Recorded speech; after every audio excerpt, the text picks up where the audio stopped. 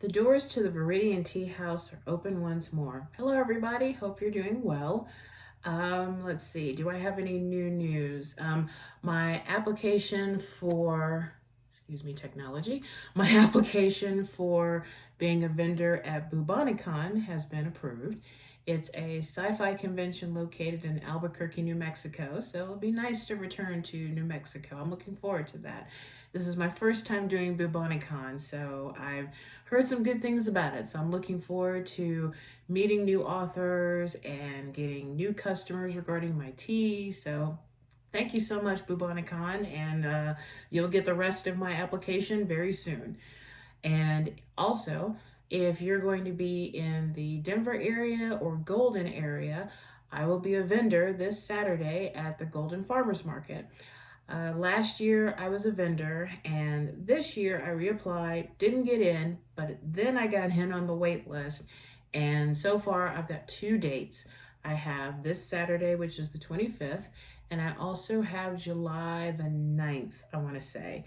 Future dates may come up or they may not, but I'm going to enjoy these too. So if anyone from Golden Farmers Market is watching, thank you so much. I really do appreciate to return to a really good farmers market, which, by the way, I do want to give a special shout out to the Cooper Young Community Farmers Market as well.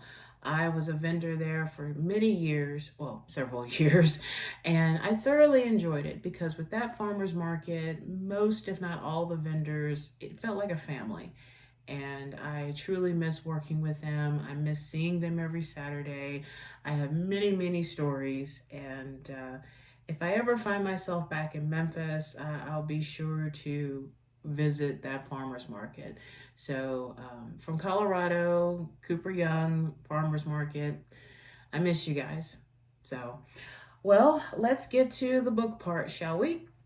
So this first book, also, let me give a shout out to Arapahoe Libraries. I have discovered so many new authors because of the Arapahoe Library System and also the Denver Library System. It's some amazing selections. You know, support your local library. It's fantastic.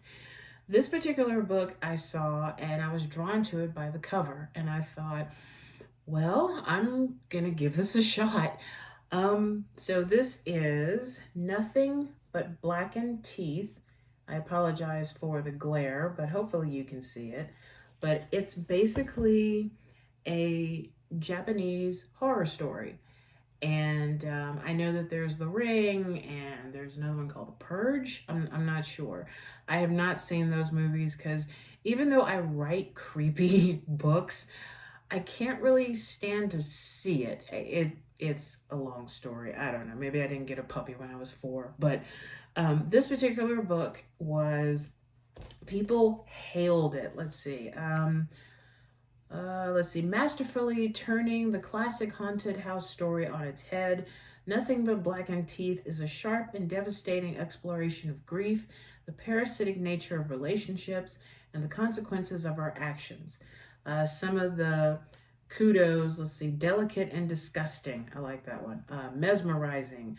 I loved every sharp, delicious twist of it. Compulsively readable. The kind of story you lose sleep over. Magnificently rotten. So I read this over, well, let me read the inside for you. A gorgeously creepy haunted house tale steeped in Japanese folklore, which is very true. A Heian era, I hope I pronounced that correctly, mansion stands abandoned, its foundations resting on the bones of a bride and its walls packed with the remains of the girls sacrificed to keep her company. It's the perfect venue for a group of thrill-seeking friends brought back together to celebrate a wedding. A night of food, drinks, and games quickly spirals into a nightmare as secrets get dragged out and relationships are tested. But the house has secrets too. Lurking in the shadows is the ghost bride with a black smile and a hungry heart. And she gets lonely down there in the dirt. And also another sharp, playful, and nasty as hell. So, it was a very interesting read. I read it all the way through. I had to know what happened to the characters, what made the house haunted, who haunted the house, you know, the usual important questions. And yet, I'll be honest, it didn't scare me. Maybe it's because some of my books are scary and I'm just kind of used to it. I've and I've read other books where they made me afraid to turn out the light, honestly. Um, but this one, Nothing But Blackened Teeth, it didn't do it for me. And I don't know if it was, should it have been longer? Should it have been with a lot more gore? I don't know. But now I did enjoy the Japanese folklore. I truly did. I love anything Japanese. I truly do. But again, it just left me wanting more, and I just wasn't really impressed with it. Maybe 60% of it I was like, oh, okay, I get it, not bad. um I did think it was interesting about the people, the friends that got together for this wedding, and how kind of the lead Philip um had the little get together in this old abandoned house or this mansion, and how through the course of the house reawakening, so to speak, that all of, like I said, all these secrets and lies and you know, who slept with who and who betrayed who and all this kind of stuff that came out into the light. And it also was heightened by the fact that literally the house came alive, or the mansion came alive. But like I said, it left me wanting more, and not really that fancifully impressed. So on behalf of Viridian Tea House, Nothing But Blackened Teeth gets 3 pots of tea. I saw where she was going with all of this, and yeah, it turned the classic haunted house story on its head. It just didn't do it for me. It was a nice read, and yay. But other people seem to really enjoy it, so you know, kudos. Seriously. Kudos for that. But yes, Nothing But Blackened Teeth gets 3 pots of tea from Viridian Tea House.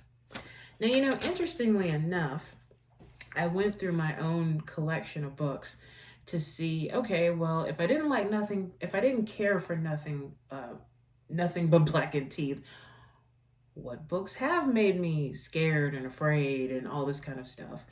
And I wanted to focus mostly on horror, not so much on murder mysteries. But anyway, one in particular that deals with werewolves is called The Sticks by Andy Dean. And if that name is familiar to you, he is the lead singer of the group Bella Morte. But in fact, that's him on the back right there. But yeah, this was one of the best, coolest, and terrifying werewolf stories I've read. I thoroughly enjoyed reading this. This made me terrified, especially how they died too. Another really good werewolf book, which I'll be honest, I was too lazy to run upstairs and grab it, is called Cyrenthia Falls by Alexander Brown. I'm not sure if the book is still in print or not. I can certainly find out, do a little research, and attach any kind of links to this video.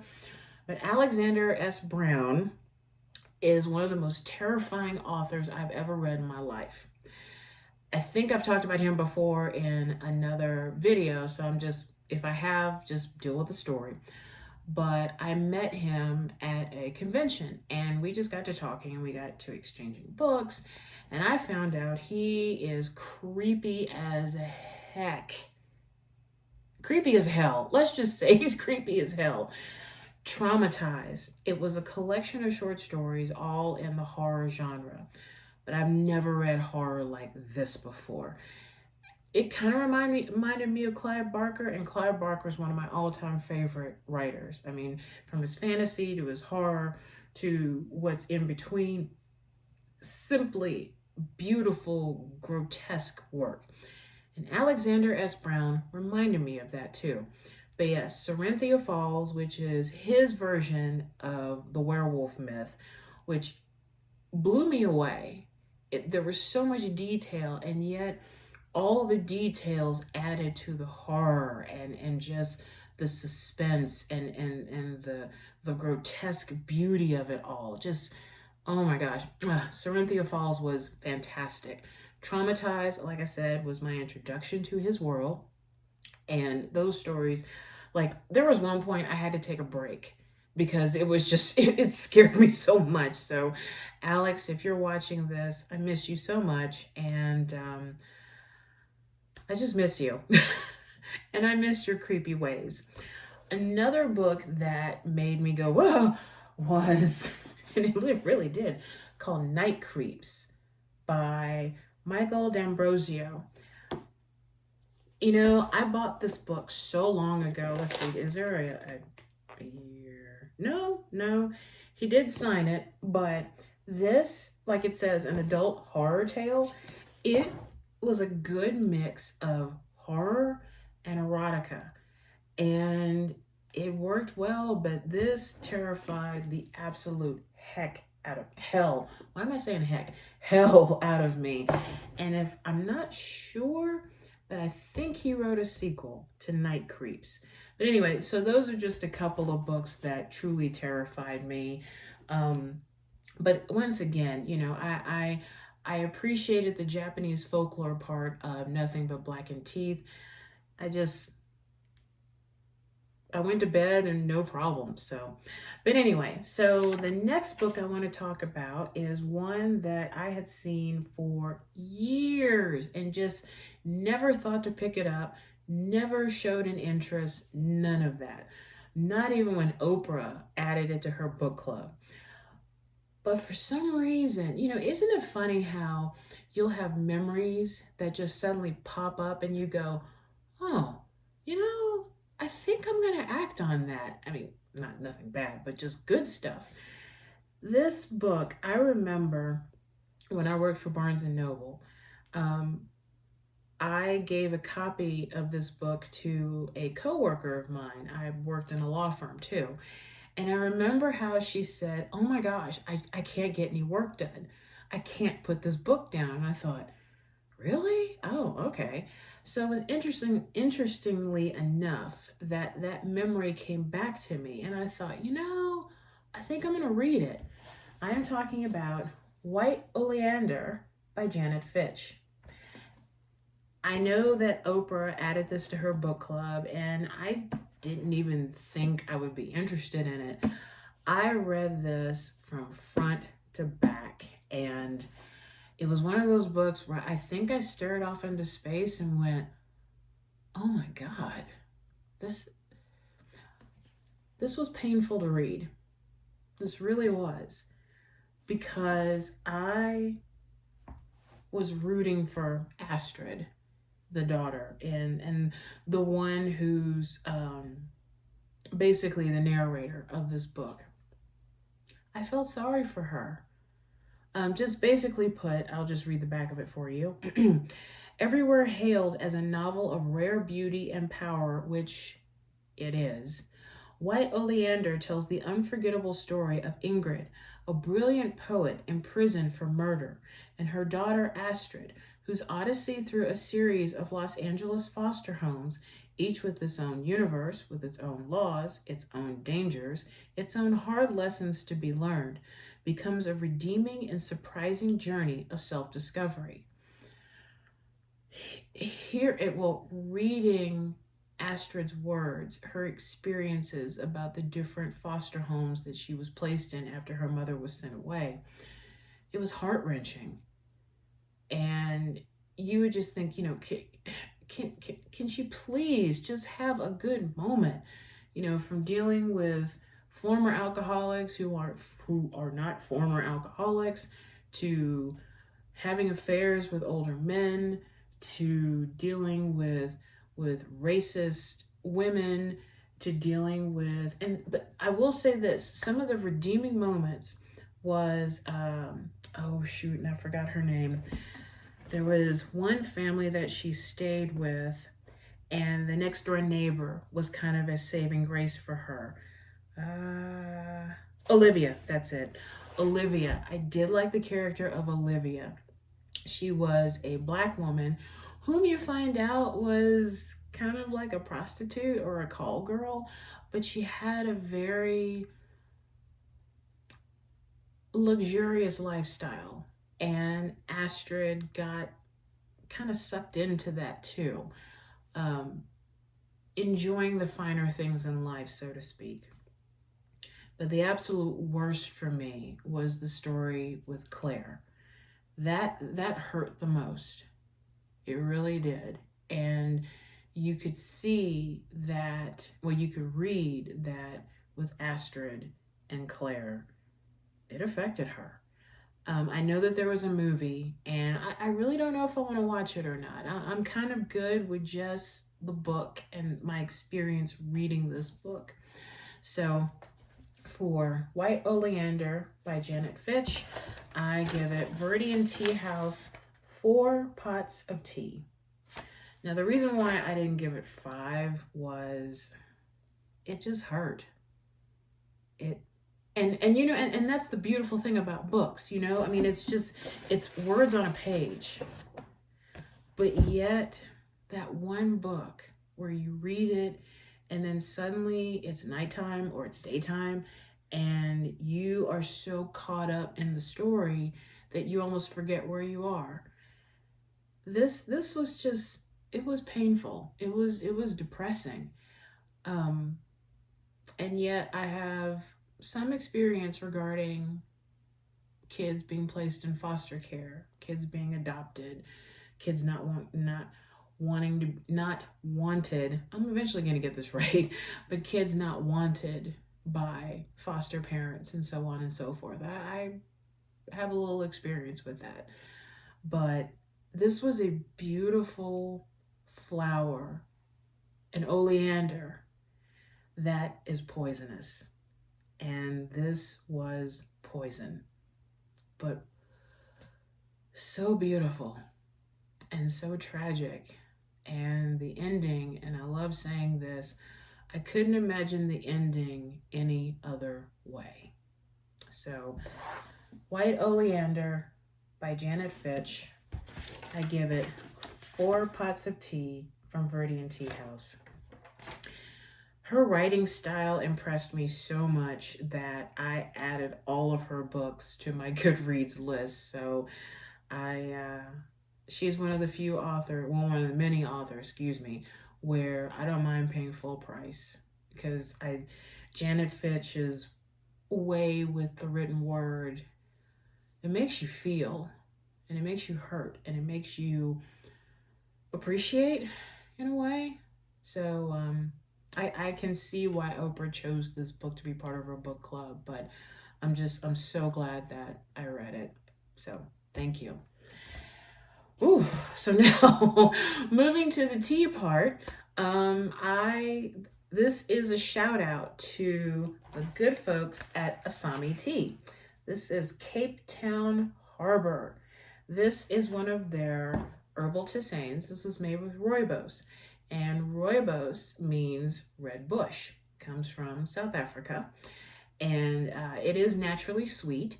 So if you have like a sweet tooth, but you don't want to have a piece of chocolate, but you have some rooibos, I mean, I know you can't compare chocolate to tea, but just work with me on this. But yes, it is naturally sweet. It's caffeine free. So you can drink it at all time of the day. And you're not going to be wired. You're not going to be falling asleep all over yourself. But so I specifically asked for a sample of Cape Town Harbour because this is honeybush rooibos, banana, and cacao nibs. So let's see here. Asami, my culture, is an African language inspired by natural products based on African roots that are nutritious, better for you, and support good health. Our products are heritage-based, unique and authentic, stirred by shared cultural traditions from Africa. Sorry, there's a glare, so I can't really see it. When we talk about tea, the African continent is royalty and one of the largest contributors to the world tea market, which is actually true. Growing up in Africa was a staple in our diet and celebrations. tea was a staple in our diet and celebrations. The continent boasts of a rich plethora of cultures, with tea having a pivotal role in social rituals. So, once again, let's see, the ingredients are, here we go. Honeybush tea, apple pieces, cinnamon, cocoa nibs, and natural banana flavors. So I let this steep for about 6 minutes and some change. This is the first time I'm trying this, so here we go.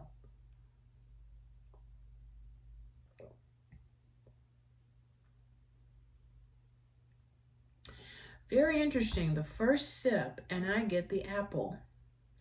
And the back end part of it is the honeybush. I'm not getting the cacao, but as I'm talking right now I'm tasting the banana. Interesting.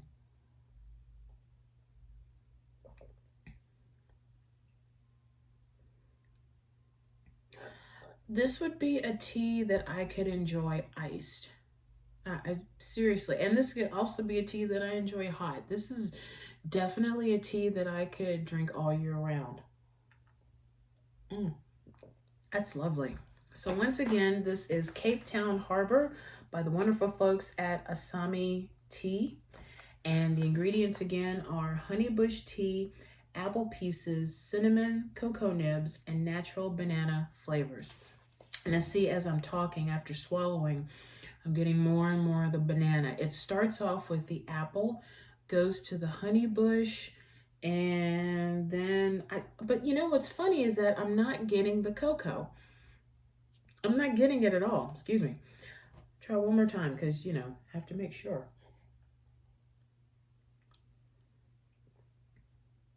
Yeah, I'm not getting the cocoa as much, but that's okay. I know that everybody's palates are different. Everybody's tastes are different. So right now my boyfriend is drinking a cup of this and he may say, "Oh my God, the chocolate was amazing." And I'm like, good. But no, this is quite good. So Cape Town Harbour by Asami. Delicious, delicious, delicious. Thank you guys so much. Thank you. Well, before I wrap up, let's see here. Let's do just a quick breathing meditation, and then I'll wish you guys a good rest of your day. So, as always, find yourself in a comfortable position, either seated, standing, or laying down, and just kind of drop your shoulders, close your eyes, take a deep breath in through the nose, and out through the mouth.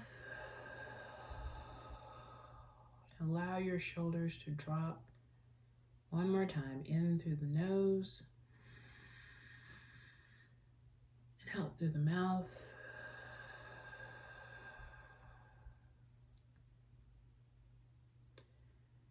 And while you're quietly breathing, just think about the fact that it's summer again. It just seemed like yesterday when it was winter and snowing, and now we're wearing shorts and eating ice cream and watching baseball games and watching the movie Jaws. Let's just think about, what does summer mean to you? Just pause and reflect.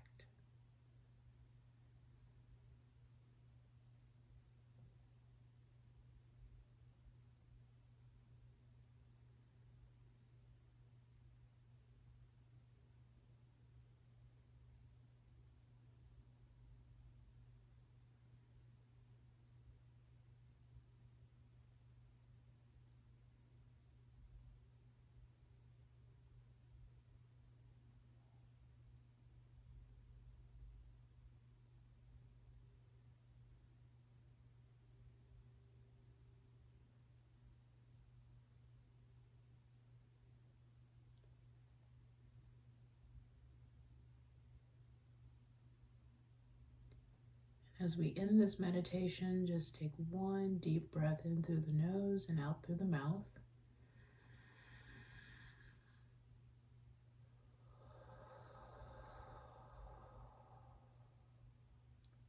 Open your eyes, and we're back. Thank you once more for watching this video. I always appreciate it. And I do want to say, I've noticed that with almost every video, I've gained a new subscriber. So for those of you who have just joined or have been here from the beginning, thank you so much. Merci beaucoup. Merci, merci, merci. Next week I will have a video, but it'll be much later. But there will be some surprises, so stay tuned. And I'm also going to be releasing a new tea blend that's also going to be limited edition. So if you want this tea, there's only going to be so many bags made of it. I'll announce it at the next video. And when it's gone, it's gone. So I'm looking forward to this. I'm kind of excited to see what this one's going to taste like. It's been sitting for about a couple of weeks now, so I'll review it here and everything. So, but until next time, take care of yourself and each other. Read fantastic books, or not fantastic books, just read books and laugh a lot. Spend time with your friends, get some vitamin D. And above everything else, don't forget to breathe. So raise your teacup high, and I'll see you next time. Take care.